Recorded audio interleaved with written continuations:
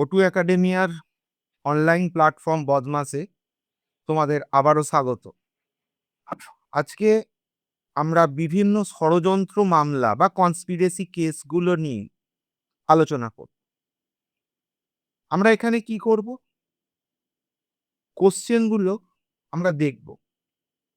উত্তর করার আগে সেই কনস্পিরেসি কেস ব্যাপারটা কি, কেন হয়েছিল, কত সালে হয়েছিল, কি তার ইম্প্যাক্ট ছিল, পুরো জিনিসটা আলোচনা করে নেব।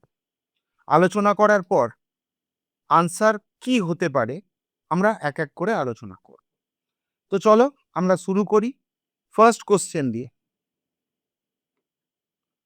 Question number 1, Alipore bomb conspiracy case 1908 যেটা কোন রেভলিউশনারি গ্রুপের সাথে যুক্ত, এটা হচ্ছে আমাদের ফার্স্ট কোশ্চেন। তো এই কোশ্চেনটার আনসার করার আগে আলিপুর কনস্পিরেসি কেস কি সেটা আগে আমরা দেখে নিই। তো দুজন বন্ধু, একজনের নাম প্রমথনাথ মিত্র, যাকে তোমরা পি মিত্র নামে চেনো, আরেকজন সতীশচন্দ্র বাসু।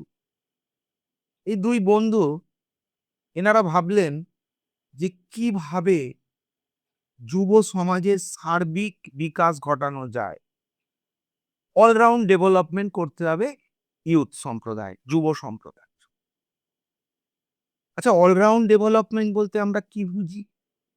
অলরাউন্ড ডেভেলপমেন্ট মানে একটা ছেলের স্পিরিচুয়াল ডেভেলপমেন্ট, ইন্টেলেকচুয়াল ডেভেলপমেন্ট এবং ফিজিক্যাল ডেভেলপমেন্ট, এই তিনটে কিভাবে একটা ছেলের করা যায় সেটা নিয়ে চিন্তা ভাবনা শুরু করলে দুই বন্ধু। এই দুই বন্ধু যুব সমাজের সার্বিক বিকাশ ঘটানোর জন্য 1902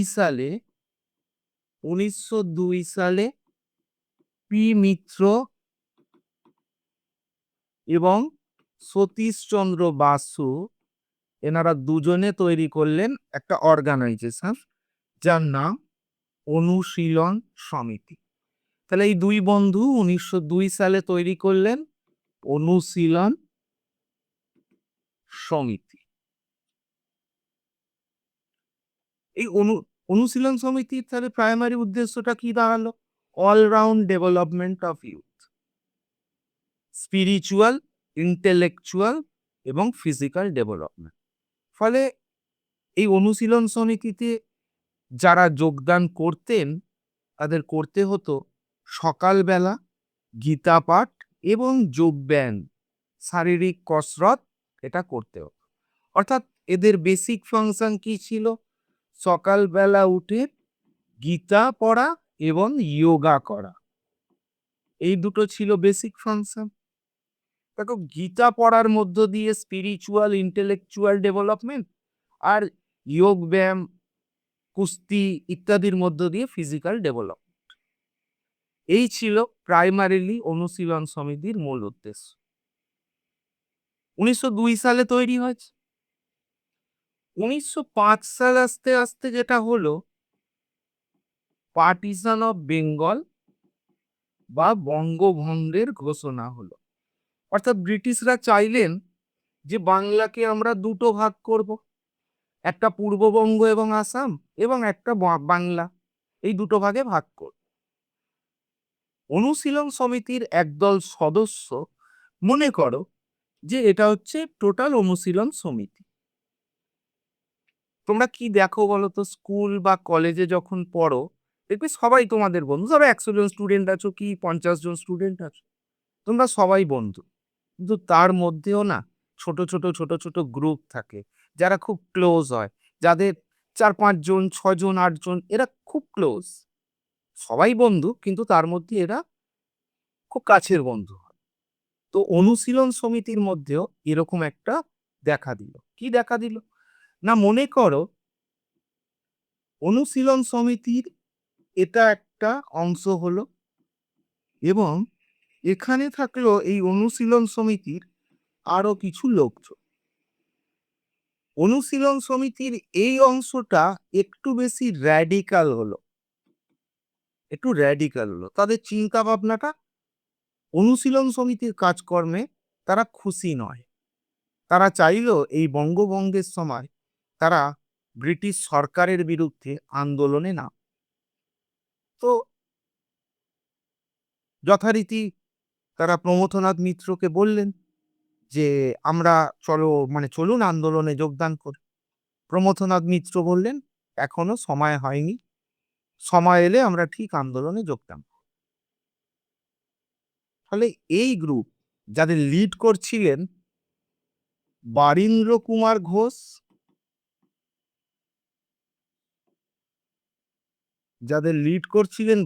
কুমার ঘোষ, এবং ভূপেন্দ্রনাথ দত্ত। বারীন্দ্র কুমার ঘোষ হচ্ছেন অরবিন্দ ঘোষের ভাই এবং ভূপেন্দ্রনাথ দত্ত হচ্ছেন স্বামী বিবেকানন্দের ভাই। এনারা দুজনে অনুশীলন সমিতি থেকে ছেড়ে বেরিয়ে এলেন। 1906 সালে এরা তৈরি করলো যুগান্তর পার্টি। তাহলে সোজা ভাষায় আমরা বলতে পারি যুগান্তর পার্টিটা কি? অনুশীলন সমিতির একটা অফশুট। সরি, অনুশীলন সমিতি থেকে বেরিয়ে এসে এরা আরো একটা দল তৈরি করলো যার নাম যুগান্তর পার্টি। এই যুগান্তর পার্টি এরা কি করলো? এদের ভাবধারা প্রকাশ করার জন্য একটা নিউজ পেপার পাবলিশ করতেন যেটার নাম হচ্ছে দ্য যুগান্তর। তাহলে দেখো দুটো দল হয়ে গেল, একটা অনুশীলন সমিতি, একটা যুগান্তর পার্টি। 1908 সাল আস্তে আস্তে কি হলো না, 1908 সালে অরবিন্দ ঘোষ পত্রিকায় কিছু লেখালেখি করেছিলেন যেটা ব্রিটিশ সরকারের মনে হয়েছিল এটা ব্রিটিশ সরকারের এগেনস্টে লেখা। ফলে ওনার এগেনস্টে কেস হলো, অরবিন্দ ঘোষের না। তো সেই কেসের অরবিন্দ ঘোষের নামে যে লেখার জন্য কেস হয়েছিল সেটা আলিপুর কোর্টে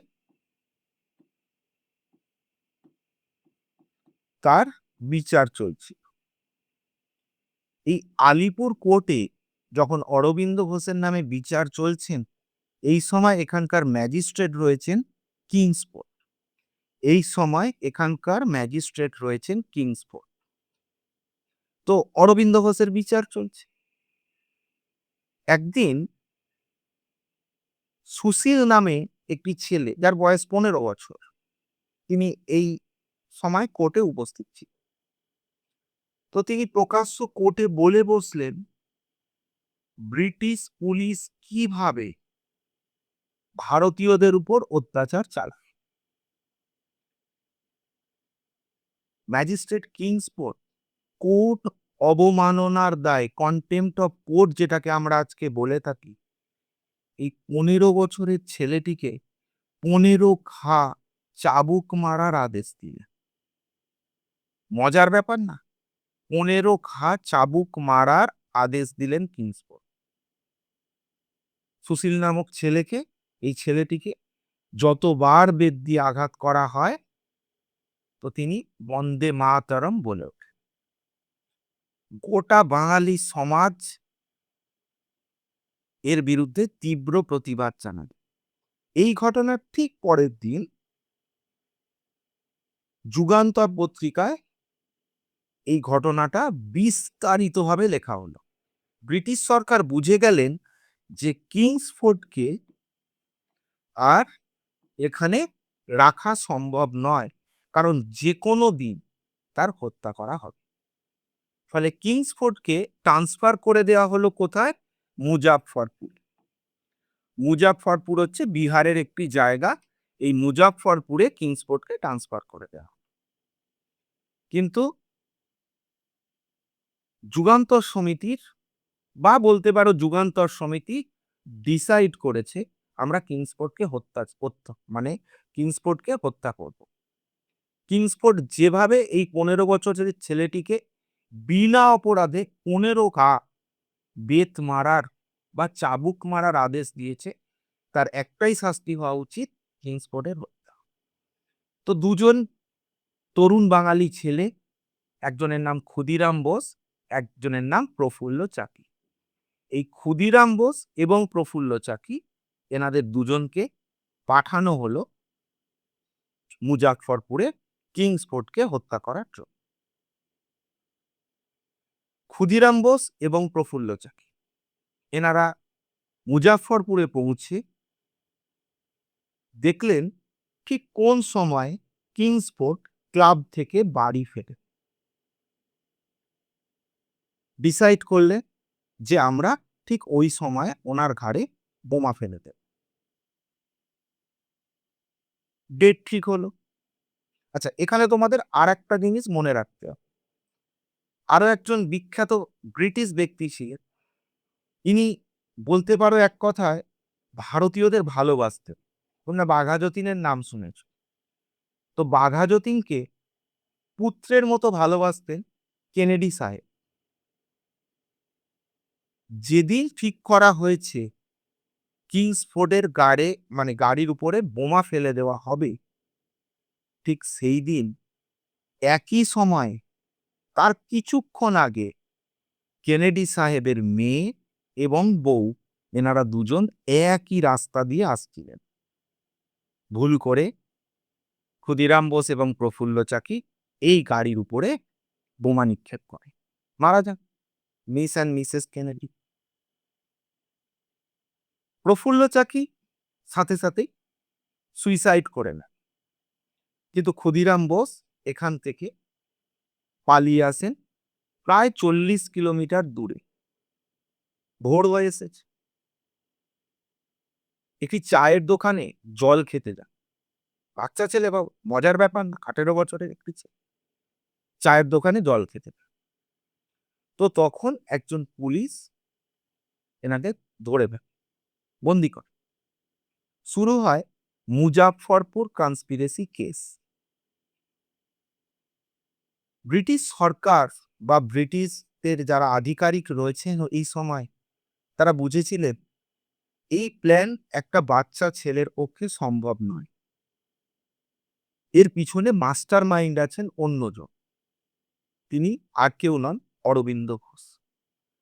ফলে ব্রিটিশরা নানাভাবে প্রলোভন দেখাতে শুরু করলো ক্ষুদিরাম বোসকে, যে একবার তুমি বলে দাও আমাদের অরবিন্দ ঘোষ বা এরকম অর্গানাইজেশন থেকে পাঠানো হয়েছে, তাহলে তোমাকে ছেড়ে দেওয়া হবে। ক্ষুদিরাম বোস কিছুতেই মানলেন না। তো তাকে জিজ্ঞাসা করা হলো, তোমার শেষ ইচ্ছা কি? ক্ষুদিরাম বোস বললেন, আমার শেষ ইচ্ছা, যে কাজটা আমি করতে পারিনি, আমাকে যদি একবার ছেড়ে দেওয়া হয় সেই কাজটা কমপ্লিট করব। এক্সট্রিমলি সরি, সেই কাজটা কমপ্লিট করব। ফলে ব্রিটিশরা দেখলো এই ছেলেকে দিয়ে কিছু করা যাবে না, ফলে ক্ষুদিরাম বোসের ফাঁসি দেয়া হলো। এটা হলো মুজাফফরপুর কনস্পিরেসি কেস। আচ্ছা, এই মুজাফফরপুর কনস্পিরেসি কেসের সাথে আরো একটা কেস যুক্ত, সেটার নাম হচ্ছে আলিপুর বোম কনস্পিরেসি কেস। তো এই আলিপুর বোম কনস্পিরেসি কেস ব্যাপারটা কি, মুজাফফরপুর কনস্পিরেসির সাথে কিভাবে যুক্ত, সেটা আমরা দেখে নিই। দেখো, ব্রিটিশরা ভালো করে জানে যে ক্ষুদিরাম বোস প্রফুল্ল চাকিরা বোমা মেরেছে, কিন্তু এদের মাস্টার মাইন্ড এনারা নয়। মাস্টার মাইন্ড হচ্ছেন অরবিন্দ ঘোষ বা আরো বড় কে। ব্রিটিশদের টার্গেটে কে রয়েছে? অরবিন্দ ঘোষ, তাকে আমাদের বন্দি করতে। একটু আমরা ব্যাকে যাই।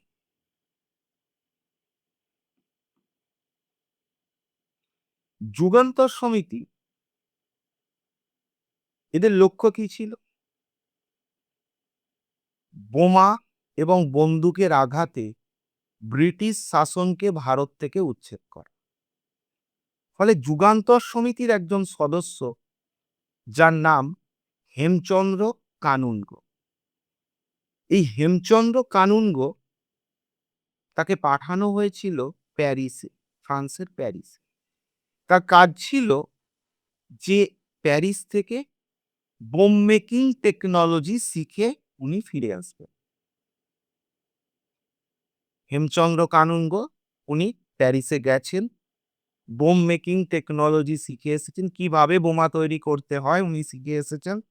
এসে অরবিন্দ ঘোষের বাড়ি আলিপুরে এই বোম তৈরির উনি কারখানা তৈরি করেছেন অরবিন্দ ঘোষের বাড়িতে। আর এখান থেকেই বোমা সাপ্লাই করা হয়েছিল কোথায়?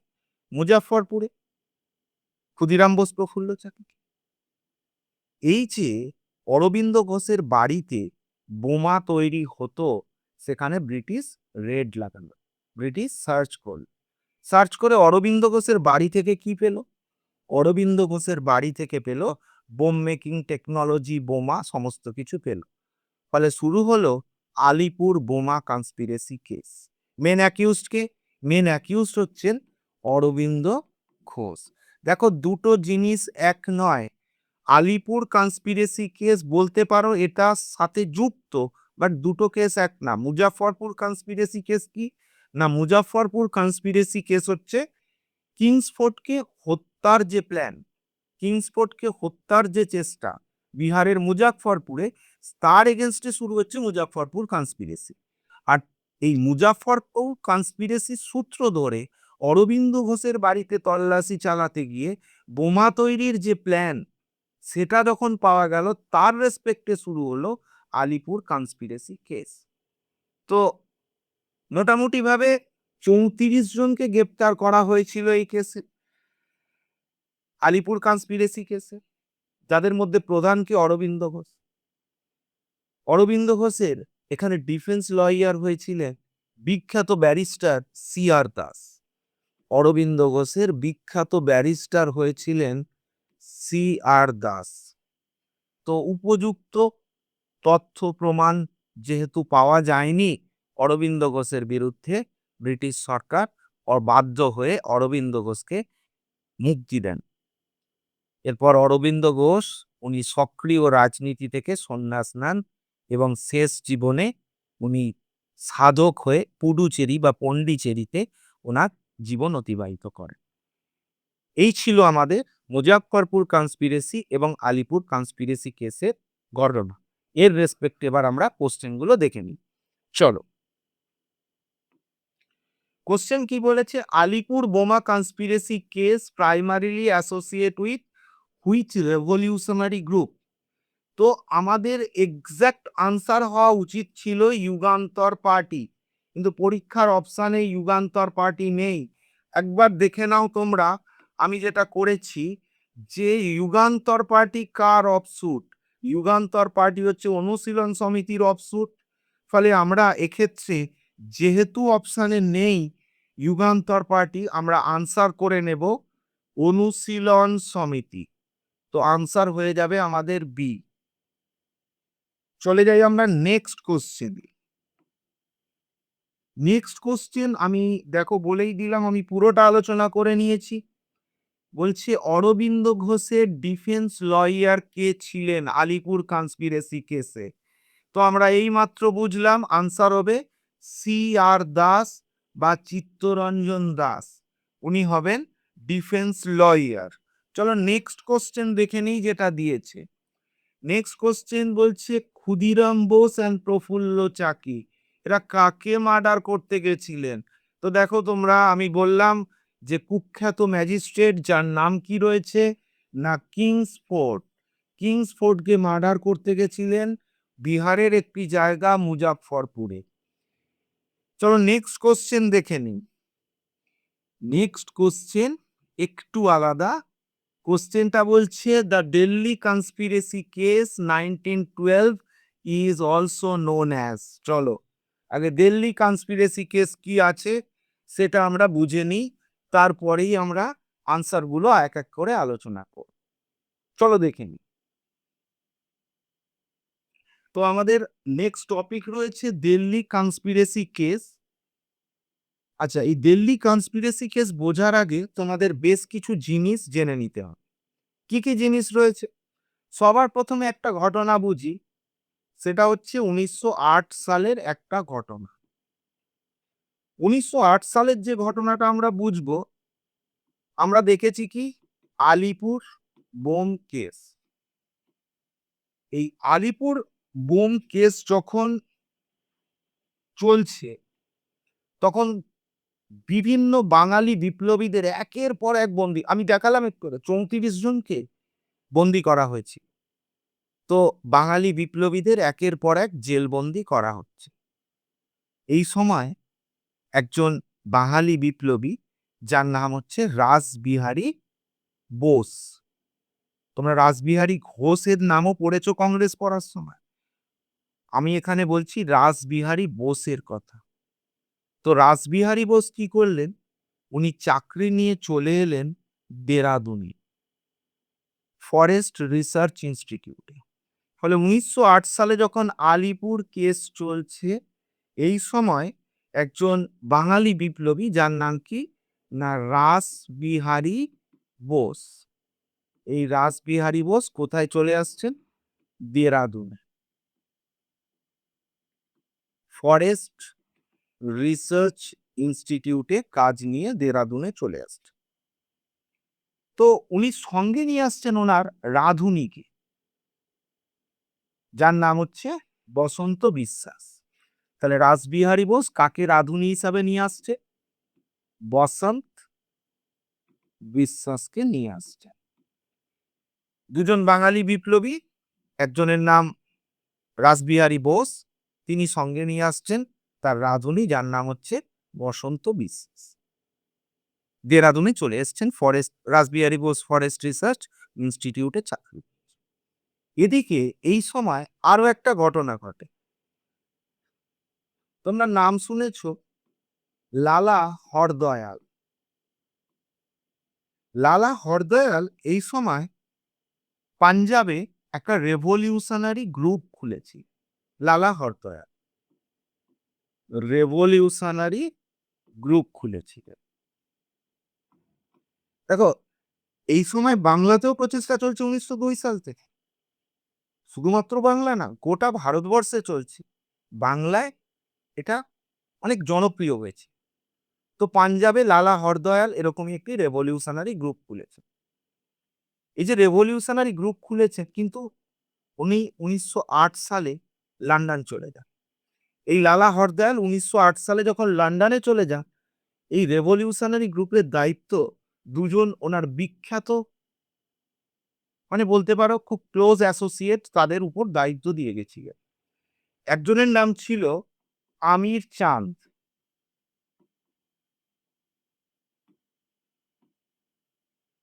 এই আমির চাঁদ ছিলেন দিল্লির স্টিফেন স্কুলের একজন শিক্ষক। একজনের নাম হচ্ছে কি বললাম, আমির চাঁদ, এবং আরেকজন রয়েছেন যাকে দায়িত্ব দিয়েছিলেন, তার নাম হচ্ছে,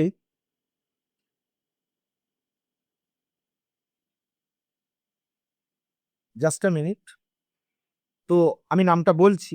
একজনের নাম রয়েছে আমির চাঁদ,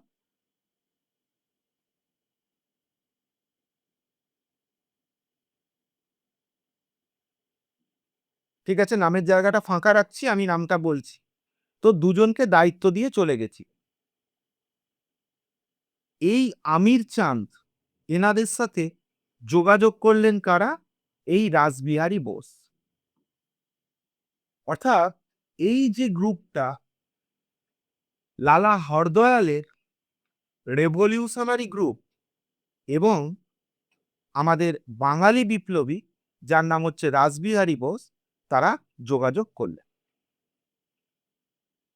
এখানে আরেকটা ঘটনা তোমাদের জানতে হবে। আচ্ছা, আরেকজনের নাম ছিল অবধ বিহারী। তো লালা হরদয়াল দায়িত্ব দিয়েছিল রেভলিউশনারি গ্রুপের আমির চাঁদ এবং অবধ বিহারী নামক দুইজন ব্যক্তিকে। আমির চাঁদ কি বলেছি, দিল্লির স্টিফেন স্কুলের উনি শিক্ষক ছিলেন। আমরা আরো একটা ঘটনা জেনে নিই। কি ঘটনা না, ১৯১১ সালে ডিসেম্বর মাসে ভারতে এসেছিলেন ব্রিটিশ কিং, যার নাম হচ্ছে পঞ্চম জর্জ বা জর্জ ফাইভ। জর্জ ফাইভ উনি ভারতে এসে ভারতীয়দের অনুরোধে উনি কি করে, পার্টিশন অফ বেঙ্গল বন্ধ করে।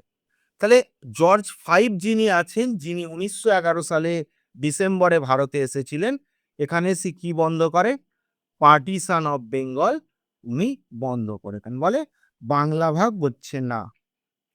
সাথে সাথে উনি আরো একটা কথা ঘোষণা করেন যে দেখো,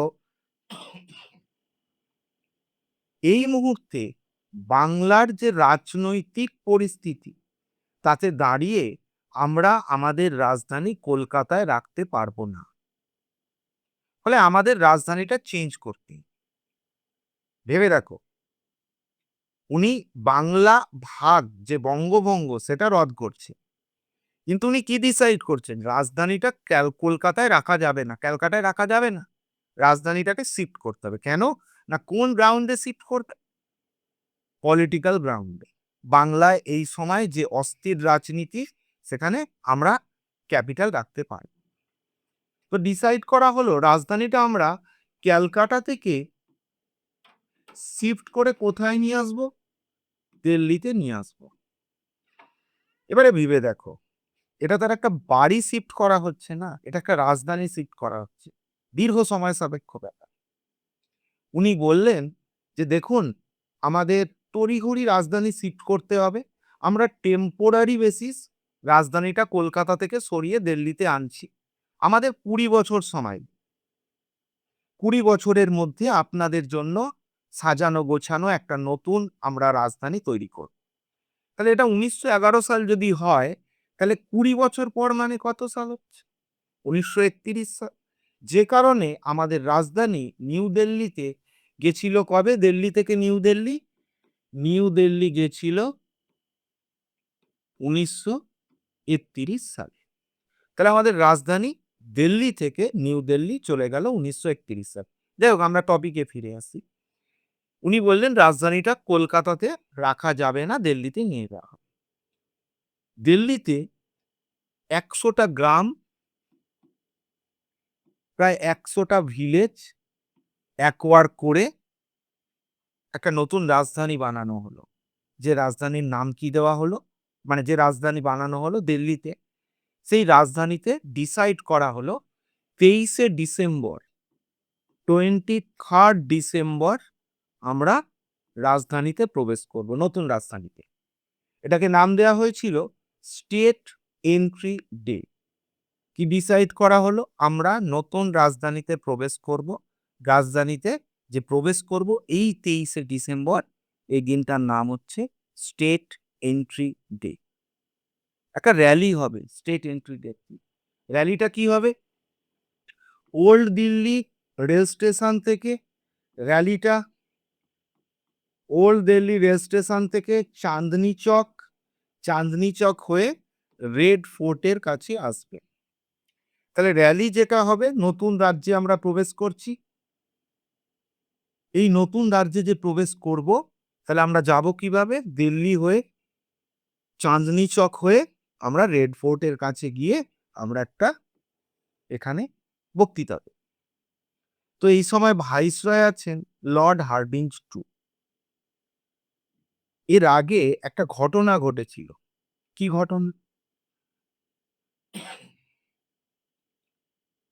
যখন পঞ্চম জর্জ ফাইভ ভারতে এসেছিল, জর্জ ফাইভের সম্মানে একটা গ্র্যান্ড দরবার করা হচ্ছিল। তো হাজার হাজার ভারতীয় তাদের রাজাকে দেখতে এসেছে।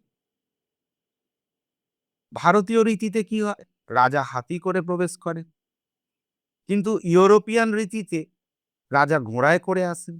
তো জর্জ ফাইভ ঘোড়ায় করে আসছেন এই গ্র্যান্ড দরবারে। সাধারণ মানুষ পিছন দিকে তাকিয়ে আছে যে আমাদের রাজা আসবে দেখব, রাজা তাদের সামনে দিয়ে যাচ্ছে, তারা চিনতেই পারেননি যে এটা পঞ্চম জর্জ যাচ্ছে। ফলে জর্জ ফাইভ খুব দুঃখ পেয়েছিলেন। ফলে লর্ড হার্ডিঞ্জ টু উনি ডিসাইড করলেন আমি হাতি করে এই যাত্রাটা করব। একটা বড় হাতি জোগাড় করা হলো, যে হাতির নাম দেয়া হলো মতি, মানে হাতির নাম ছিল মতি। লর্ড হার্ডিঞ্জ টু এবং তার ওয়াইফ মিসেস হার্ডিঞ্জ দুজনে হাতিতে চড়ে আসছে। তো যখন দিল্লিতে রেল স্টেশন থেকে চাঁদনি চকের কাছে এসেছেন, এখানে বোমা নিক্ষেপ করা হয়। লর্ড হার্ডিঞ্জ বলছেন যে, "আমি যখন হাতি করে আসছিলাম, কেউ যেন মনে হয় আমার গায়ের উপর গরম তরল ঢেলে দিল। তারপর আমার আর কিছু মনে নেই।" তো যেটা বর্ণনা পাওয়া যায়, লর্ড হার্ডিঞ্জ এর গায়ে বোমা ফেলা হয়। লর্ড হার্ডিঞ্জ এবং তার ওয়াইফ দুজনেই সেন্সলেস হয়ে পড়েছে। পার্শ্ববর্তী দোকান থেকে ওই কিছু কাঠের বাক্স এনে হাতির উপর থেকে তাদের নিচে নামানো হয়। চোখে সামান্য জল-টল দেওয়াতে তাদের জ্ঞান ফিরে আসে। ঠিক পূর্ব নির্ধারিত কর্মসূচি অনুযায়ী তারা রেড ফোর্টে আসেন। রেড ফোর্টে এসে উনি বক্তৃতা দেন, লর্ড হার্ডিঞ্জ। এই সময় বেশ কিছু তাবেদার, যারা ব্রিটিশদের তাবেদার ছিল ভারতীয়, তারা ফান্ড তৈরি করে। কেন ফান্ড তৈরি করে? না, যে ব্যক্তি আইডেন্টিফাই করে দেবে কে বোমাটা মেরেছে তাদেরকে পুরস্কার দেওয়া হয়। কিন্তু আশ্চর্যজনকভাবে কারোরই বা কোনো ব্যক্তি ধরা পড়েনি। তো বিরাট ফান্ড তৈরি হয়েছিল। যে ধরিয়ে দেবে তাকে, তার জন্য আমরা কি করব? তাকে একটা পুরস্কার দেওয়া হবে। ফলে এত ফান্ড কি হবে? ফলে তৈরি হয়েছিল এই সময় লেডি হার্ডিঞ্জ মেডিকেল কলেজ। আচ্ছা, এই যে লেডি হার্ডিঞ্জ মেডিকেল কলেজ, এটা আজকেও রয়েছে দিল্লি। এই লেডি হার্ডিঞ্জ মেডিকেল কলেজ যেটা রয়েছে, এটা ভারতীয়রা যে ফান্ড তৈরি করেছিল, সেই ফান্ডের টাকাতেই তৈরি হয়েছে। এবং আরো একটা জিনিস তৈরি হয়েছিল, এখানে একটা লাইব্রেরি তৈরি হয়েছিল, যেটা এখন দিল্লিতে রয়েছে। এটাকে বলা হয় লালা হরদয়াল লাইব্রেরি। কেউ ধরা পড়েনি। আচ্ছা, ভেবে দেখো, এতে বিপ্লবীদের, যারা বিপ্লবী আছে, তাদের কনফিডেন্স বাড়বে না বাড়বে না? বিপ্লবীদের কনফিডেন্স নিশ্চিতভাবে বেড়ে যাবে। বিপ্লবীদের কনফিডেন্স বেড়ে গেছে। তারা কি করেছে? না, তারা একটা প্যাম্পলেট প্রকাশ করেছে। একটা প্যাম্পলেট প্রকাশ করেছে বিপ্লবীরা। এবং এই প্যাম্পলেটটা ছড়িয়ে দিচ্ছে কোথায়? দিল্লি এবং লাহোরে। ভেবে দেখো, আমরা কি দেখলাম? রাসবিহারী বোস কলকাতা থেকে এলেন, পাঞ্জাবের একটি অর্গানাইজেশনের সাথে যোগদান করলেন। আমরা এরপর আর কিছু জানি না। এদিকে 1911 সালে এসে দেখা গেল যে, আমাদের যখন ক্যাপিটাল শিফট হচ্ছে, তখন ভাইসরয়ের ঘাড়ে চাঁদনি চকে একটা বোমা পড়ে গেল। যার রেসপেক্ট এটা দিল্লিতে রয়েছে, দিল্লি কনস্পিরেসি কেস। কিন্তু কেউ ধরা পড়ল না। যে বিরাট ফান্ড হয়েছিল, তা দিয়ে তৈরি হলো একটা মেডিকেল কলেজ এবং তৈরি হলো একটি লাইব্রেরি। যারা বিপ্লবী ছিল তারা কনফিডেন্স পেয়ে গেছে যে ঠিক আছে, চলো, ধরতে তো পারে, ধরতে পারবে না। ফলে একটা প্যাম্পলেট প্রকাশ করা হয়। এই প্যাম্পলেটটা ছড়িয়ে দেওয়া হলো দিল্লি এবং লাহোরে। যখন দিল্লি এবং লাহোরে এই প্যাম্পলেটটা ছড়িয়ে দেওয়া হলো, ব্রিটিশরা দেখলেন এই ধরনের লেখা স্টাইল, এই ধরনের পেপার ক্যালকাটাতে, মানে আমাদের কলকাতা যেটা বলি, ক্যালকাটাতে একটা প্রেস আছে যার নাম হচ্ছে লোকনাথ প্রেস। এই লোকনাথ প্রেসে এই ধরনের কাগজ এবং প্রিন্ট তারা ব্যবহার করে থাকে। ফলে ব্রিটিশরা লোকনাথ প্রেসে তল্লাশি চালানো। লোকনাথ প্রেসে তল্লাশি চালাতে গিয়ে তারা খোঁজ পেলেন কার? না, খোঁজ পেলেন এই যে আমরা পেয়েছিলাম আমির চাঁদ। আমির চাঁদের কাছে, আমির চাঁদকে গিয়ে যখন বন্দি করা হলো, অ্যারেস্ট করা হলো, আমির চাঁদের বাড়ি থেকে কাগজপত্র পাওয়া গেল। সেখান থেকে একের পর এক বিপ্লবীকে অ্যারেস্ট করতে শুরু করা হলো। দেখো, ভারতবর্ষে বিশ্বাসঘাতকের কোনোদিন অভাব ছিল না, আর আজকেও নেই, আর আশা করি ভবিষ্যতেও হবে না। দুজন বিপ্লবী যারা রাজ সাক্ষী হলেন, একজনের নাম হচ্ছে দীননাথ, আর একজনের নাম হচ্ছে সুলতান চাঁদ।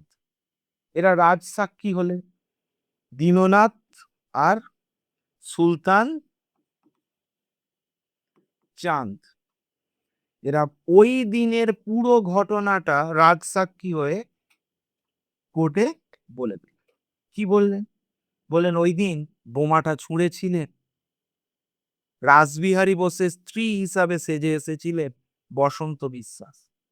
রাজসাক্ষী হিসাবে এনারা তো মুক্তি পেয়ে গেলেন, যারা রাজসাক্ষী হয়ে গেছে মুক্তি পেয়ে গেলেন। কিন্তু ফাঁসি হলো কার? অবধ বিহারী, আমির চাঁদ, বসন্ত বিশ্বাস। এই ছিল আমাদের পুরো দিল্লি কনস্পিরেসি কেসের ঘটনা। এবারে আমরা দেখে নিই, আশা করি তোমাদের ক্লিয়ার হয়েছে। দেখে নিই আমরা কোশ্চেনটা কি বলেছে। কোশ্চেনটা বলেছে দিল্লি কনস্পিরেসি কেসকে আমরা আর কি বলতে পারি। চলো তাহলে আমরা কি বলেছি, দিল্লি কনস্পিরেসি কেসকে আমরা দিল্লি লাহোর কনস্পিরেসি কেস বলতে পারি, কারণ এখানে লাহোরের একটা লিঙ্ক পাওয়া গেছে, এবং এটাকে বলতে পারি বেঙ্গল দিল্লি লাহোর কনস্পিরেসি কেস, কারণ বাংলার লিঙ্কও এখানে পাওয়া গেছে। তো আমাদের অপশানে যেটা রয়েছে দিল্লি লাহোর কনস্পিরেসি কেস, এটা হচ্ছে আমাদের আনসার হবে। চলো নেক্সট কোশ্চেনে চলে গেল। নেক্সট কোশ্চেন বলছে who was the main planner. Main planner কে ছিলেন? এইমাত্র আমি তোমাদের বললাম দীননাথ এবং সুলতান চাঁদ এরা কি বলেছিলেন, যে রাসবিহারী বোসের স্ত্রী সেজে চাঁদনি চকে বোমাটা ফেলেছিলেন বসন্ত বিশ্বাস। তাহলে মেন অ্যাকিউজড আমরা এখানে কাকে করব? রাসবিহারী বোসকে মেন অ্যাকিউজড করব।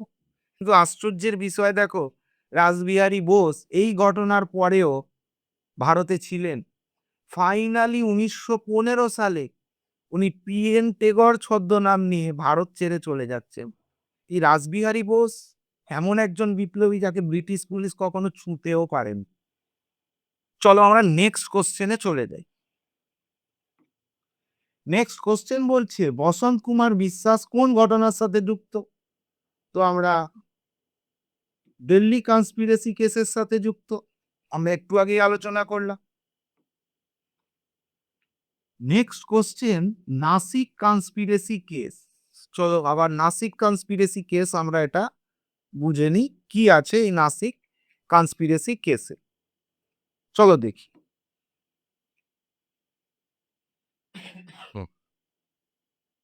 দেখো আমরা ভারতের স্বাধীনতা সংগ্রাম পড়তে গিয়ে আমরা দেখেছি কিভাবে অমানবিক, মানে যেটা কল্পনা আমরা আজকের দিনে দাঁড়িয়ে হয়তো করতে পারি না, কষ্টের মধ্য দিয়ে আমাদের বিপ্লবীরা দেশের স্বাধীনতা নিয়ে এসেছে।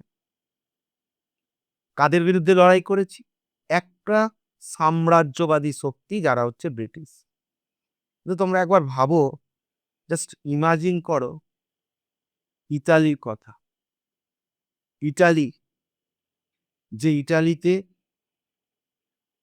এমনি খণ্ড খণ্ড খণ্ড খণ্ড দ্বীপ নিয়ে গড়ে উঠেছে ইটালি, সেই ইটালিতে কোনো একটা সাম্রাজ্যবাদী শক্তি না, তিনটে সাম্রাজ্যবাদী শক্তি এই ইটালিকে গ্রাস করেছিল।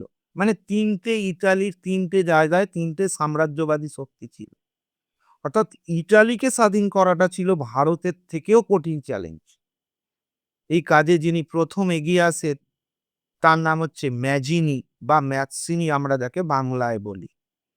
সেই ম্যাজিনি বা ম্যাথসিনির একজন শিষ্য, মানে তাকে শিষ্য মানে ডিরেক্ট সেই অর্থে না, ওনার আদর্শে অনুপ্রাণিত হয়েছিলেন একজন ব্যক্তি ম্যাথসিনির আদর্শে, যার নাম হচ্ছে ভি.ডি. সাভারকার, বীর দামোদর সাভারকার। তো ভি.ডি. সাভারকার যিনি রয়েছে ম্যাজিনি বলে যে বিখ্যাত ইটালিয়ান রেভলিউশনারি রয়েছেন, যিনি ইটালির স্বাধীনতা আন্দোলনের জন্য দীর্ঘ লড়াই করেছিলেন। এই ম্যাজিনি বা ম্যাক্সিনি ফলোয়ার ছিলেন, তার ভাবধারায় অনুপ্রাণিত হয়েছিলেন একজন বিখ্যাত মানে ভারতীয় ব্যক্তিত্ব, যার নাম হচ্ছে VD. Savarkar. V D Savarkar, বীর দামোদর সাভারকার। তিনি একটা যেমন ম্যাজিনি ইটালিতে করেছিলেন, ভিডি সাভারকার উনি ভারতের স্বাধীনতা সংগ্রামের জন্য উনি তৈরি করলেন মিত্র মেলা নামক একটি অর্গানাইজেশন। তাহলে ভিডি সাভারকার কি তৈরি করলেন? ভিডি সাভারকার তৈরি করলেন মিত্র মেলা 1899 সালে। আচ্ছা, মেলা মানে তোমরা এটা ভেবো না, মেলা মানে হচ্ছে যে এখানে জিলাপি, ফুচকা এরকম। এই মেলা হচ্ছে এখানে সিক্রেট অর্গানাইজেশন। এখানে বৈপ্লবিক কার্যকলাপ হবে, চিন্তা ভাবনার আদান প্রদান হবে। এই মিত্র মেলা নামটা চেঞ্জ করা হলো 1904 সালে গিয়ে। এই মিত্র মেলা নামটা চেঞ্জ করে করা হলো 1904 সালে গিয়ে অভিনব ভারত। তাহলে মিত্র মেলা আর অভিনব ভারত দুটো আলাদা অর্গানাইজেশন না, নামটা জাস্ট চেঞ্জ করা হয়েছে মিত্র মেলার অভিনব ভারত। দেখো, এই সিক্রেট অর্গানাইজেশন গুলোর মূল লক্ষ্য কি ছিল? এইসব গণতান্ত্রিক পদ্ধতিতে অহিংস আন্দোলনে মধ্য দিয়ে দেশ স্বাধীন হবে না, তাই মারতে হবে, মেরে তাড়াতে হবে ব্রিটিশদের। তার জন্য আমাদের লাগবে কি? বন্দুক লাগবে, তার জন্য লাগবে আমাদের বোমা লাগবে। এখন প্রশ্ন হচ্ছে, বন্দুক নয় আমরা এদিক থেকে ওদিক থেকে জোগাড় করে ফেললাম, কিন্তু বোমা, বোম মেকিং টেকনোলজি জানতে হবে। তো শেখাবে কে বোম মেকিং টেকনোলজি? ইংল্যান্ডের একটা রাইভাল কান্ট্রি ছিল, সেটা হচ্ছে ফ্রান্স। কারণ তোমরা জানবে, সরি, ইংল্যান্ড এবং ফ্রান্সের ঝামেলা কিন্তু আজকের বা একদিনের না, দীর্ঘদিনের লড়াই। এটা হচ্ছে কিসের জন্য? কে কতটা বেশি দেশ দখল করবে, সাম্রাজ্যবাদের লড়াই ইংল্যান্ড এবং ফ্রান্সের মধ্যে। এই সময় এই অভিনব ভারতের একজন সদস্য, যার নাম হচ্ছে অনন্ত লক্ষ্মণ কানহেরি, তিনি প্যারিসে গেলেন। দেখো, ভেবে দেখো, আমি তোমাদের বলেছিলাম যুগান্তর সমিতির একজন সদস্য গেছিলেন, ঠিক একই রকম ভাবে আমাদের মিত্র মেলা বা অভিনব ভারতের একজন সদস্য, যার নাম অনন্ত লক্ষ্মণ কানহেরি। অনন্ত লক্ষ্মণ কানহেরি ইনি কোথায় গেলেন? প্যারিসে গেলেন। ফ্রান্সের প্যারিস থেকে বোম মেকিং টেকনোলজি শিখে এলেন। এই বোম মেকিং টেকনোলজি শিখে এসে অভিনব ভারতের যে অর্গানাইজেশনটা, সিক্রেট অর্গানাইজেশন, এর মধ্যেই বোম বানাতে শুরু করলেন।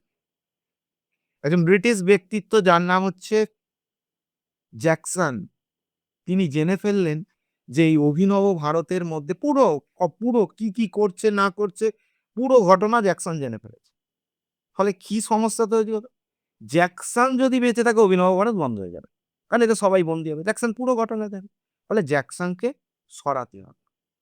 1909 সালে, 1909 সালে, আচ্ছা এটা কোথায় তৈরি হয়েছিল? এটা নাসিকে তৈরি হয়েছিল। 1909 সালে প্রকাশ্য রাস্তায় অনন্ত লক্ষ্মণ কানহেরি জ্যাকসনকে শুট করে দিল। এটা কোথার ঘটনা? নাসিকের ঘটনা। ফলে শুরু হলো নাসিক কনস্পিরেসি কেস। অভিনব ভারতের একের পর এক সদস্যকে বন্দী করা হলো। অনন্ত লক্ষ্মণ কানহেরি ফাঁসি হয়ে গেল। কিন্তু মেন অ্যাকিউজড কে? ভিডি সাভারকার। মেন অ্যাকিউজড রইলেন ভিডি সাভারকার। এই ভিডি সাভারকার যিনি ভদ্রলোক রয়েছেন, মানে যিনি প্রতিষ্ঠাতা, ভিডি সাভারকারের এগেনস্টে দুটো কেস আনা হয়। একটা কেস হচ্ছে কনস্পিরেসি এগেনস্ট ক্রাউন,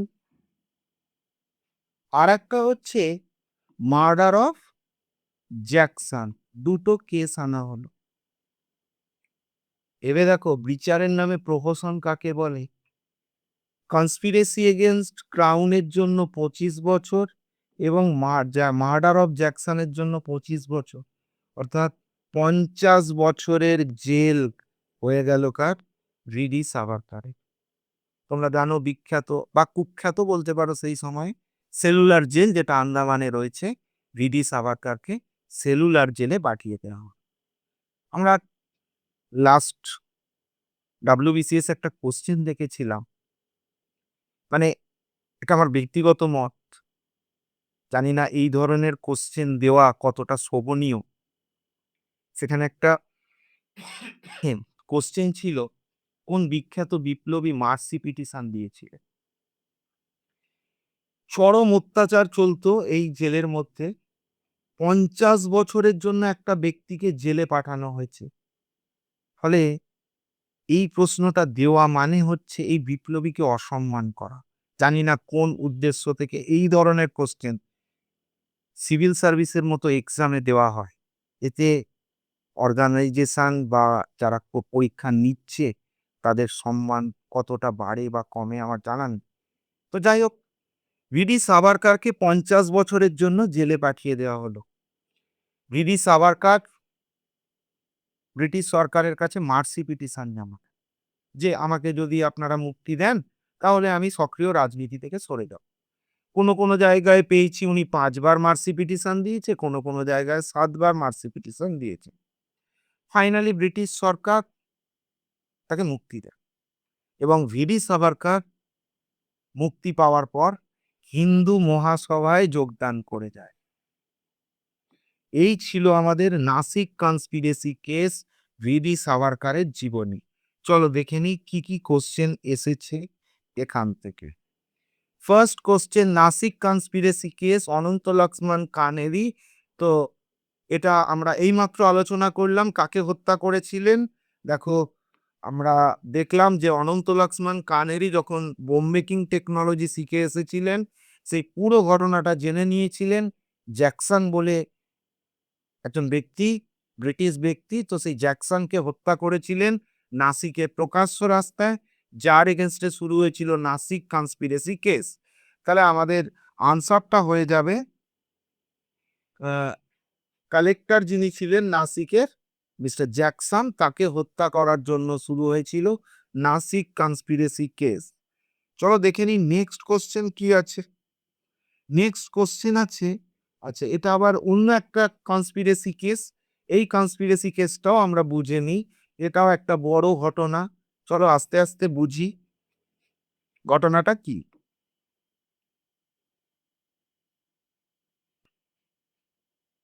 তোমরা জানো ১৯২০ সালে ১৯২০ সালে মহাত্মা গান্ধীর নেতৃত্বে চালু হয়েছিল non cooperation movement. Non cooperation movement ব্যাপক সাড়া পেয়েছিল এই non cooperation movement. Non cooperation মুভমেন্টের রেজলিউশনে কি বলা ছিল? বলা ছিল boycott British goods, titles, school, colleges etcetera. Number 2, follow strictly follow non violence. অর্থাৎ আমরা যদি দেখি কি ছিল এর রেজলিউশনে, ১ নম্বর হচ্ছে non violence, boycott, promote Hindu মুসলিম ইউনিটি। এগুলো ছিল মেন রেজলিউশন। বিরাট সারা, ব্যাপক সারা পেয়েছে। এই জন্য এটাকে বলা হয় ফার্স্ট মাস মুভমেন্ট। ১৯২২ সালে একটা দুর্ভাগ্যজনক ঘটনা ঘটে। উত্তরপ্রদেশের গোরখপুর জেলায় একটা পুলিশ স্টেশন আছে, যেটার নাম হচ্ছে চৌরি চৌরা পুলিশ স্টেশন। তো এই চৌরি চৌরা পুলিশ স্টেশনের সামনেই একটা মার্কেট আছে। সেই মার্কেটে ফরেন ইলিসিট লিকার, মানে যেটা কাছে আমরা মদ বলি আর কি, বিক্রি হচ্ছে ফরেন লিকার। তো আমাদের এখানে রেজলিউশনে কি বলা হচ্ছে? Boycott foreign goods. সত্যাগ্রহীরা গিয়ে তার সামনে বন্ধ করো, মানে যা পিকেটিং স্লোগান দিতে আরম্ভ করেছে। তো পুলিশ গিয়ে সেখান থেকে কয়েকজন সত্যাগ্রহীকে নিয়ে এসে জেরে পড়েছে। সত্যাগ্রহীরা মদের দোকান ছেড়ে পুলিশ স্টেশনের সামনে এসে স্লোগান দিতে শুরু করেছে, মুক্তি দিতে হবে। কোনো জায়গায় পাই ২২ জন, কোনো জায়গায় পাই ২৩ জন পুলিশ কর্মী এখানে ছিলেন। এবারে ভাবো পুলিশদের ভরসাটা কোথা? এরা স্ট্রিক্টলি ফলো করছে কোনটা নন ভায়োলেন্স। মানে আর যাই করিস ভাই মারবি তো না গায়ে। আর তোরা নন ভায়োলেন্স করছিস। কিন্তু কতক্ষণ সহ্য করা যায়? সত্যাগ্রহীরা রেগে গিয়ে পুলিশ স্টেশনে আগুন লাগিয়ে দিই। হ্যাঁ, তার আগে যারা বন্দী ছিল তাদের বার করে এনেছে। এই পুলিশদের জেলের মধ্যে পুড়ে আগুন লাগিয়ে 23 জন পুলিশ কর্মী পুড়ে মারা গেছে। 5th ফেব্রুয়ারি এই ঘটনাটা ঘটেছে উত্তরপ্রদেশের গোরখপুরে। গান্ধীজি বললেন, "আমার ছেলেরা আমার কথা শুনছে না।" ভীষণ মর্মাহত হলেন যে স্ট্রিক্টলি ফলো নন ভায়োলেন্স কেউ তো ফলো হলো না। এখানে হিংসা ঘটে গেল। ফলে গান্ধীজি 1922 সালে এসে এনসিএমটা উইথড্র করে দিল। তো এই নিয়ে গান্ধীজির বিরাট সমালোচনা হয়। সে নিয়ে অন্য একদিন আলোচনা করা যাবে। কিন্তু একটা জিনিস ভেবে দেখ, একটা আন্দোলন যখন ফ্লোতে চলছিল, সামান্য একটা ছোট জায়গার ঘটনাকে কেন্দ্র করে আন্দোলনটা যখন তুলে নেওয়া হলো, দেশব্যাপী না একটা মানে রাজনৈতিক ভ্যাকুয়াম ক্রিয়েট হয়ে গেল। যে মানুষজন হতাশায় পড়ে গেল যে একটা আন্দোলন চলছিল, এবার কি করব আমরা? এই সময় রাজনৈতিক মতাদর্শেও কিছু চেঞ্জ এলো। কংগ্রেসে মোটামুটিভাবে আমরা জানি ব্রডলি ২ টো ভাগ হয়েছিল। কিন্তু আমরা যদি ডিটেইলস দেখি কংগ্রেসে এই সময় ৩ টে ভাগ হলো। কিরকম ৩ টে ভাগ হলো? ১৯২২ সালের ডিসেম্বর মাসে ১৯২২ সালের ডিসেম্বর মাসে গয়া, বিহারে এখানে কংগ্রেসের সেশন বসছে। এই সেশনে কংগ্রেসের একদল লোক হয়ে গেল প্রো চেঞ্জার। এখন কারা প্রো চেঞ্জার সে নিয়ে আলোচনা আমরা অন্যদিন করব। একদল হয়ে গেল নো চেঞ্জার। আর একটা গ্রুপ হলো যারা হচ্ছে রেভলিউশনারি। আচ্ছা, সংক্ষেপে প্রো চেঞ্জার, নো চেঞ্জার ব্যাপারটা কি একটু বলে দিই। দেখো, ১৯১৯ সালে ব্রিটিশ সরকার একটা আইন এনেছে। কি আইন? না, আইনটার নাম হচ্ছে মন্টেগু চেমসফোর্ড রিফর্মস অ্যাক্ট। এই অ্যাক্টের একাধিক প্রভিশন আছে। জাস্ট এটুকু আমরা মনে রাখি, এই অ্যাক্টের মধ্য দিয়ে ভারতীয়দের লেজিসলেচারে প্রবেশ করার অধিকার দেওয়া হয়েছে। মোটাভাবে বুঝে নিই। প্রবেশ করার অধিকার দেওয়া। কিন্তু কংগ্রেস যোগদান করেনি, কারণ কংগ্রেস কি বলেছে? আমরা ব্রিটিশদের বয়কট করব। এখন এই সেশনে প্রেসিডেন্ট হিসেবে কে ছিলেন? সি.আর. দাস ছিলেন। সি.আর. দাস বলছে, "দেখো আমাদের কি করা উচিত? ব্রিটিশদের সঙ্গে ঝামেলা করা উচিত। দেখো ঝামেলা আমরা নানাভাবে করতে পারি। কি করতে পারি? ধরো একটা স্টুডেন্ট, সে বলছে, "এই মাস্টারের ক্লাস আমার পছন্দ হয়নি, আমি ঝামেলা করব।" তো কি করতে পারি? ক্লাসেই আসবো না মাস্টারের, চল। এক হতে পারে। আরেকটা ক্লাসে এসে মাস্টারকে ক্লাস করতে দেব না, ঝামেলা করব। তো গান্ধীজি কি করেছিলেন? গান্ধীজি বলেছিলেন, "আমরা ওখানে যাবোই না।" কিন্তু সি.আর. দাস বললেন, "আমাদের মূল উদ্দেশ্য কি? নন কোঅপারেশন, মানে কোঅপারেট না করা, সহযোগিতা না করা। তো আমরা ইলেকশনের মধ্য দিয়ে যাবো লেজিসলেচার। গিয়ে সেখানে ঝামেলা পাকাবো। যা বিল আনবে আমরা প্রতিবাদ করব। যা আজকের দিনে তোমরা দেখো মাঝে বিভিন্ন বিল নিয়ে বিরোধী দল বাইরে দাঁড়িয়ে আছে রাস্তায়। এটা আমরা করব।" যারা সি.আর. দাসকে সাপোর্ট করলেন তারা ইতিহাসে হয়ে গেলেন প্রো চেঞ্জার। আর যারা গান্ধীর যে না আমরা যাবোই না তারা হয়ে গেলেন নো চেঞ্জার। তো সি.আর. দাস এখান থেকে বেরিয়ে এসে তৈরি করলেন স্বরাজ পার্টি ১৯২৩ সালের 1st জানুয়ারি। যাক, এটা আমাদের আজকে টপিক না, প্রো চেঞ্জার, নো চেঞ্জার। আমাদের যেটা বললাম রেভলিউশনারি গ্রুপ। এখানে একজন বিখ্যাত ব্যক্তিত্ব ছিলেন যার নাম হচ্ছে রামপ্রসাদ বিসমিল। রামপ্রসাদ বিসমিল এই কংগ্রেসের এই যে প্রচেষ্টা, অসহযোগিতা, গণতান্ত্রিক পথে এর উপর আস্থা হারিয়ে ফেলেছেন। উনি বললেন, "না এসব চলবে না। চলো বোমা মারবো ভাই। মেরে হাঁটাবো ওদের দেশ থেকে।" তো উনি বেরিয়ে চলে এসেছেন। এসে উনি কোথায় এসছেন? না, এলাহাবাদে এসছেন। এলাহাবাদে একটা সিক্রেট মিটিং করছেন। এই সিক্রেট মিটিং এ ওনারা ডিসাইড করছেন, আমরা এখান থেকে একটা মোটামুটিভাবে আমাদের যে গুপ্ত সংস্থা তৈরি হবে, তার একটা রুলস অ্যান্ড রেগুলেশন তৈরি করছে। এখানে এসে একটা রুলস অ্যান্ড রেগুলেশনের জন্য একটা গাইড বুক তৈরি করা হলো। আচ্ছা, এটা লেখা হয়েছিল ইয়েলো পেপারের উপর। ফলে এটার নাম দেয়া হলো ইয়েলো কনস্টিটিউশন। বলা হলো আমরা ১ বছর ধরে এই ইয়েলো কনস্টিটিউশন মানে প্যাম্পলেট জাতীয় এটাকে সার্কুলেট করব ইউথদের মধ্যে। যে সমস্ত ইউথদের মনে হবে ঠিক আছে আমরা এর সাথে একাত্ম হতে পারবো, এই আইডিওলজি আমাদের ভালো লেগেছে, তারা আমাদের এখানে এসে জয়েন করবে। আমরা এখনই কোনো অর্গানাইজেশন তৈরি করছি। ১ বছর পর আমরা পুনরায় মিলিত হব কানপুরে। ভেবে দেখো ২২শে ডিসেম্বরে বেরিয়ে এসেছে। ১৯২৩ সালে এলাহাবাদে মিট করেছে। এলাহাবাদে ওরা কয়েকজন মিলে মিট করে, যাদের নেতৃত্ব দিচ্ছেন রামপ্রসাদ বিসমিল। তো ওনারা কি করেছে, তাদের অর্গানাইজেশনের রুলস অ্যান্ড রেগুলেশন একটা পেপারের মধ্যে লিখেছে। যে পেপারটার মধ্যে লেখা হয়েছে সেটা হচ্ছে ইয়েলো কালারের, ফলে এটা ইতিহাসে ইয়েলো কনস্টিটিউশন নামে পরিচিত। ডিসাইড করা হচ্ছে এই ইয়েলো কনস্টিটিউশন আমরা সার্কুলেট করব ইউথদের। যে সমস্ত ইউথের মনে হবে এই আইডিওলজি ভাবধারাটা আমাদের ভালো লেগেছে, তারা আমাদের অর্গানাইজেশনে এসে যোগদান করবে। ১ বছর পর আমরা পুনরায় মিট করব। কোথায় মিট করব? কানপুরে। তো ১ বছর পর ১৯২৪ সালে কানপুরে এরা মিট করে তৈরি করলো হিন্দুস্তান রিপাবলিকান অ্যাসোসিয়েশন বা HRA।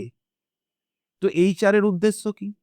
HR এর উদ্দেশ্য হচ্ছে বন্দুক এবং বোমার আঘাতে ব্রিটিশ সরকারকে ভারত থেকে উৎখাত করা।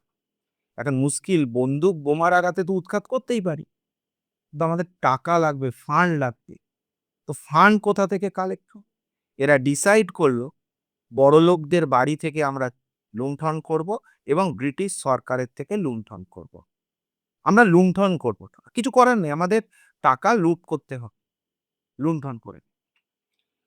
তো এরকমই একটা লুণ্ঠনের ঘটনা হচ্ছে কাকোরি কনস্পিরেসি কেস। কি ছিল সেই লুণ্ঠন আমরা বুঝিনি। তাহলে কাকোরি আমরা HR এ বুঝে নিয়েছি। HR এর অনেক অ্যাক্টিভিটিস আছে HR এর। আমরা পরে আরো যখন কনস্পিরেসি কেসগুলো পড়বো সেখানে আলোচনা করব। একটা HR এর অ্যাক্টিভিটিস হচ্ছে কাকোরি কনস্পিরেসি বা কাকোরি ট্রেন অ্যাকশন। চলো বুঝি কাকোরি ট্রেন অ্যাকশন কি ছিল। দেখো, উত্তরপ্রদেশের একটা জায়গা সাহারানপুর। সেই সাহারানপুর থেকে একটা ট্রেন আসার কথা কোথায়? লখনৌতে। এটা হচ্ছে লাস্ট প্যাসেঞ্জার ট্রেন। তোমরা আজও কিছু কিছু জায়গায় দেখবে যে কি হয় না, সারাদিন ট্রেনের একটা স্টেশনে যে টিকিট বিক্রি হলো, সেই টিকিটের বিক্রি করা টাকা যিনি পার্টিকুলার স্টেশন থেকে একটা বাক্সের মধ্যে করে সিল করে প্যাসেঞ্জার ট্রেনে যেখানে গার্ডস থাকে সেখানে তারা তুলে দেয়। এই টাকাগুলো স্টেশন থেকে কালেক্ট করতে করতে করতে যেটা টার্মিনাল স্টেশন আছে সেখানে গিয়ে তারা জমা দেয়। মনে করো আমাদের হাওড়া, হাওড়া টার্মিনাল স্টেশন। তো সেখান থেকে একটা ট্রেন আসছে, যে ট্রেনটা ধরো তোমাদের নই কোথা থেকে বলবো, বালি এই সমস্ত স্টেশনগুলো হতে হতে আসছে। প্রত্যেকটা স্টেশনে তো টিকিট বিক্রি হয়েছে। সেই টিকিটের টাকা কালেক্ট করে যিনি গার্ডস আছেন তার কাছে তুলে দেওয়া হচ্ছে বাক্স করে। উনি কি করছেন, এসে টার্মিনাল স্টেশনে জমা দিচ্ছেন। এরকমই একটা লাস্ট প্যাসেঞ্জার ট্রেন ছিল, যে ট্রেনটা আসবে সাহারানপুর থেকে লখনৌ। তো আসার পথে কি করবে? প্রত্যেকটা স্টেশন থেকে টাকা কালেক্ট করতে করতে আসবে। HR এর সদস্যরা ডিসাইড করেছিলেন যে আমরা কাকোরি নামক একটা রেল স্টেশনে আমরা ট্রেনটাকে লুণ্ঠন করব। কাকোরি নামক রেল স্টেশন। তো HR এর বেশ কিছু সদস্য, যেমন হচ্ছেন আশফাক উল্লাহ খান, রামপ্রসাদ বিসমিল, চন্দ্রশেখর আজাদ, ঠাকুর রোশন সিং, রাজেন্দ্র লাহেরি, এরকম হিন্দুস্তান রিপাবলিকান অ্যাসোসিয়েশনের সদস্যরা তারা ট্রেনটাকে লুট করার জন্য লাস্ট প্যাসেঞ্জার ট্রেন কাকোরি নামক রেল স্টেশনে ছিলেন। কাকোরি নামক রেল স্টেশনে যেই মুহূর্তে ট্রেনটা দাঁড়িয়েছে, এই হিন্দুস্তান রিপাবলিকান অ্যাসোসিয়েশনের সদস্যরা ঝাঁপিয়ে পড়লেন ট্রেনের উপর। সেখান থেকে টাকা লুট করলেন। কিন্তু ওরা ওখান থেকেও তো কাউন্টার অ্যাটাক আসবে। ফলে ক্রস ফায়ারিং এ একজন নিরীহ ব্যক্তি, মুসলিম ব্যক্তি, মোহাম্মদ নামক একজন নিরীহ মুসলিম ব্যক্তি তিনি মারা গেলেন। ফলে কাকোরি ট্রেন লুণ্ঠন কেসটা হয়ে গেল কাকোরি মার্ডার কেস। মোটামুটিভাবে বিপ্লবীরা ধরা পড়লেন, এক্সেপ্ট চন্দ্রশেখর আজাদ। এই চন্দ্রশেখর আজাদের একটা খুব সুন্দর গল্প আছে। ইনিশিয়াল স্টেজে চন্দ্রশেখর আজাদ গান্ধীজির আদর্শে অনুপ্রাণিত হয়ে সত্যাগ্রহে অংশ নিয়েছিল। তো ব্রিটিশ ধরেছে, অ্যারেস্ট করেছে। ওনাকে জিজ্ঞাসা করেছে তোমার নাম কি? ওনার নাম অ্যাকচুয়াল নাম হচ্ছে চন্দ্রশেখর তিওয়ারি। উনি বলছেন আমার নাম আজাদ। এই ব্রিটিশ পুলিশ একবার ধরে ফেলেছে ভাই, আর জীবনে ধরতে পারবে না। ফলে চন্দ্রশেখর তিওয়ারি হয়ে গেছেন চন্দ্রশেখর আজাদ। আর চন্দ্রশেখর আজাদ নিজের কথা রেখেছিলেন। আর কোনোদিন ব্রিটিশ পুলিশ এনাকে বন্দি করতে পারেননি। চন্দ্রশেখর আজাদ ছাড়া বাকি সবাই মোটামুটি কাকোরি কনস্পিরেসি কেসে বন্দী হয়েছেন। ডিফেন্স লয়ার লাগবে। মতিলাল নেহেরুর নেতৃত্বে একটা ডিফেন্স টিম তৈরি করা হয়েছে এনাদের সাহায্য করার জন্য। তো এখানে রামপ্রসাদ বিসমিল উনি বললেন আমার কোনো লয়ার লাগবে না, আমি নিজের কেস নিজেই ডিফেন্স করে নেব। জাজ যখন উনি ওনার আর্গুমেন্ট রাখছেন, জাজ প্রশ্ন করেছে তুমি কোথা থেকে বাবা ল ডিগ্রি পাস করেছো? তখন ওনার উত্তর ছিল king makers don't need any law. আমি কিং মেকার ভাই, আমি ল তৈরি করি, আমার কি দরকার ডিগ্রি? তো যাই হোক, আশফাকুল্লাহ খান, রামপ্রসাদ বিসমিল, ঠাকুর রোশন সিং এদের সকলের ফাঁসি হয়। এই ছিল আমাদের পুরো Kakori conspiracy case. Recently Uttar Pradesh government একটা গুরুত্বপূর্ণ সিদ্ধান্ত নিয়েছে। বলা হয়েছে এটা কাকোরি কনস্পিরেসি কেস বা কাকোরি ট্রেন লুণ্ঠন বলা যাবে না, কারণ এরা কেউ নিজেদের স্বার্থে ভাই লুট করতে যায়নি। এটাকে বলতে হবে কাকোরি ট্রেন অ্যাকশন। এই ছিল আমাদের হিন্দুস্তান রিপাবলিকান অ্যাসোসিয়েশনের অরিজিন কাকোরি কনস্পিরেসি কেস। চলো কোশ্চেন গুলো দেখে নি। কোশ্চেন বলছে কি ঘটনা? দেখো সোজা বুঝতেই পারছো, ট্রেন রবারি। 1 number answer.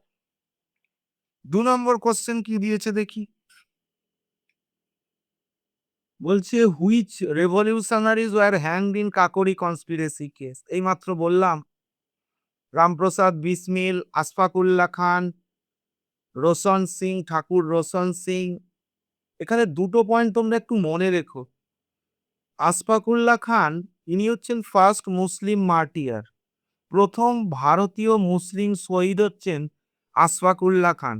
আর একটা মানে ঘটনাটা জাস্ট বলে রাখি, ঠাকুর রোশন সিং এর ফাঁসি হয়নি ইনিশিয়াল স্টেজে। রামপ্রসাদ বিসমিল এনাদের ফাঁসি হয়ে গেছে। তো ঠাকুর রোশন সিং তার 5 বছর জেল হয়েছে, কালাপানি যেতে হবে, মানে সেলুলার জেলে যেতে হবে 5 বছরের জন্য। ঠাকুর রোশন সিং যখন শুনেছেন যে বিচারে তার 5 বছরের জেল হয়েছে, জুতোটা পা থেকে তুলে জাজকে ছুঁয়ে মেরে দিয়েছে। কেননা আমার বন্ধুদের ফাঁসি হয়েছে ভাই, আমার 5 বছরের জেল কেন?